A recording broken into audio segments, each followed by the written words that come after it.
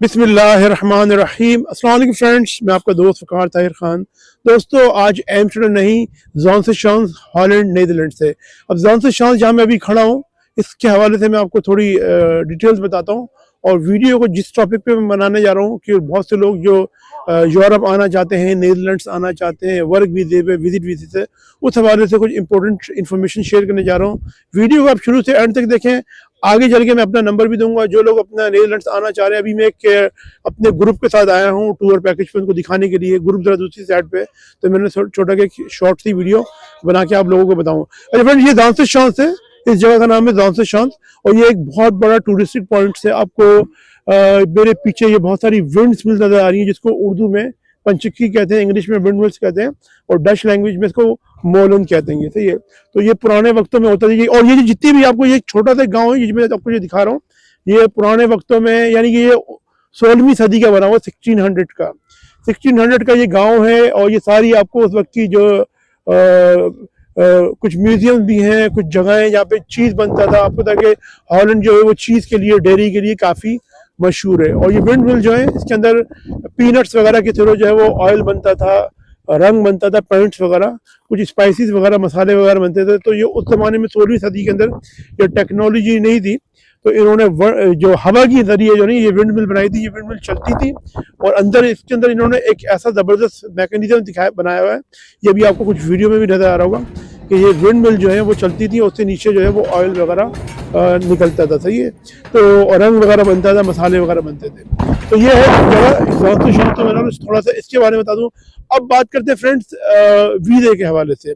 काफ़ी भाई मुझसे पाकिस्तान से, इंडिया से, बांग्लादेश से, और स्पेशली मेरे भाई जो गल्फ़ कंट्रीज़ में रहते हैं, Saudia, Oman, Bahrain, Qatar, Kuwait, UAE वगैरह में, और मलेशिया में, साउथ अफ्रीका में, और वो कहते हैं वकार भाई हम यूरोप आना चाहते हैं, और हमारे को कुछ तरीक़ाकार बताएं, हम किस तरीके से आएँ, इजी तरीक़ाकार बताएं, सस्ता तरीक़ाकार बताएं कि हम इज्जत से जो है वो यूरोप आएँ। तो देखिए फ्रेंड्स, यूरोप आने के लिए चाहे वो नीदरलैंड्स हो या शेंगन स्टेट्स की जो और नीदरलैंड से हट के जो 28 कंट्रीज़ हैं वो हो, यूके हो, यूएसए, कनाडा हो, आपको पता है कि ये सारी सर्विसेज हम प्रोवाइड करते हैं।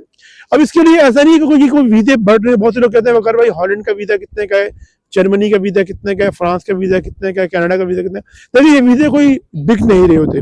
वीज़ा अप्लाई करने के लिए डॉक्यूमेंट चाहिए होते हैं। आपने मेरी काफ़ी सारी वीडियो देखी है, काफ़ी सारे मैं जो सक्सेस स्टोरीज है वो भी शेयर करते रहता हूँ। तो वीज़ा अप्लाई करने के लिए देखो डॉक्यूमेंट चाहिए होते हैं, और जो वीज़ा जो मोस्टली डिपेंड कर रहा होता है वो आपके दो डॉक्यूमेंट्स होते हैं।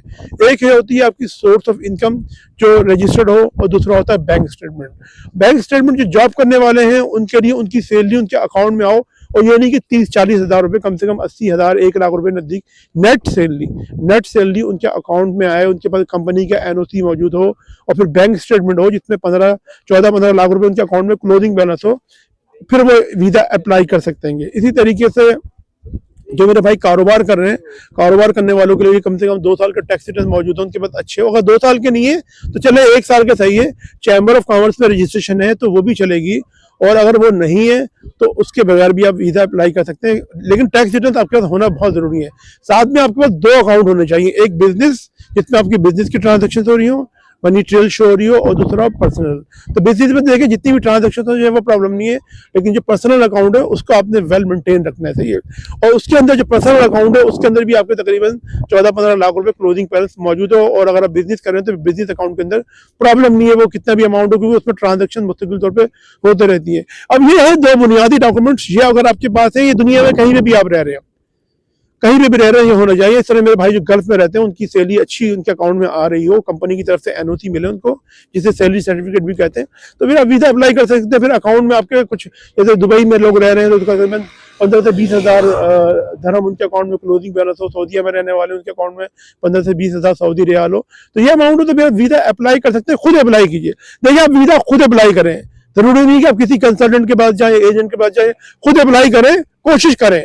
देखिए मैंने भी आज से 27 साल पहले 98 में कोशिश की थी, मैं हॉलैंड आया आपके सामने, अल्हम्दुलिल्लाह 27 साल से ज़्यादा हो गए, अब 28 साल होने वाले हैं, आपके सामने वेल सेटल हूँ, आपके सामने मौजूद हूँ। सही है, जितना मैं यहाँ पे आ सकता हूँ दोस्तों, वेल सेटल हो सकता हूँ, आप भी हो सकते हैं। आपने कोशिश करनी है, लेकिन जब तक आप कोशिश नहीं करेंगे, और ये गैर ज़रूरी सवाल जो मैं अपनी एक नहीं 50 वीडियो में कह चुका हूँ कि मुझे 2 वीज़े चाहिए, मुझे हॉलैंड का वीज़ा बता दें कितने का, जर्मनी की वीज़े की कॉस्ट कितनी है, पुर्तगाल की वीज़े की कॉस्ट है, नहीं, ये पॉसिबल ही नहीं है। वीज़े बिकते नहीं है, वीज़े लगते हैं और वो आपके अपने डॉक्यूमेंट से लगते हैं। हाँ, अगर आपको मुश्किलात हो रही हैं, आपको समझ में नहीं आ रही, आप हमसे रब्ता करें, हम इस सिलसिले में आपकी खिदमत के लिए मौजूद देंगे, लीगल तरीक़ेकार के लिए मौजूद हैं यहाँ पे, और फिर आप रब्ता कीजिए। ऊपर जो मेरा नंबर नजर आ रहा है ना दोस्तों, इस पर आप लोग कॉल नहीं करें, क्योंकि बहुत से लोगों को मुझसे कंप्लेन ये है कि वकार भाई हम फोन करते हैं, आप उठाते नहीं। मैं तो अपनी हर वीडियो में ये कहता हूँ कि कॉल नहीं करें, आप मुझे अब 3 सवालात के जवाब दे दिए करें। एक, आपकी सैलरी कितनी है, दूसरा सैलरी आपके अकाउंट में आती है नहीं आती, और तीसरा अपना कुछ जो है वो ट्रेवल हिस्ट्री वगैरह के हवाले से बता के भेजते हैं। फिर हम देखेंगे वाकई में आपका प्रोफाइल है, तो फिर हम आपसे रास्ता भी करेंगे। फिर आपने एक असेसमेंट कॉल बुक करवानी है, उसकी कॉस्ट है पाकिस्तान में और जो गल्फ कंट्रीज में रहने वाले मेरे भाई हैं उनके लिए कॉस्ट है, उसकी कॉस्ट हमने रखी है 5,000 रुपये।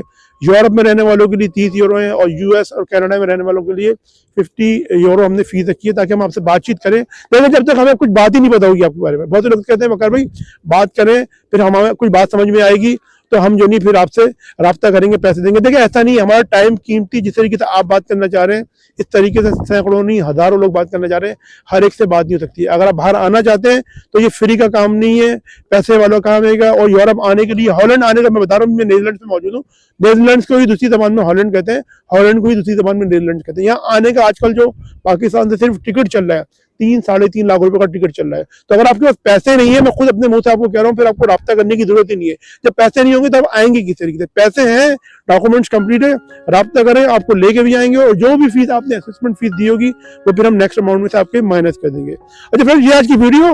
आप सब अपना बहुत बहुत ख्याल रखें, अपने पेरेंट्स और अपने बुजुर्गों का बहुत बहुत ख्याल रखें, और अपने भाई के चैनल का भी। मैं मिलता हूँ अपनी नेक्स्ट वीडियो में। अस्सलाम वालेकुम, अल्लाह हाफिज़।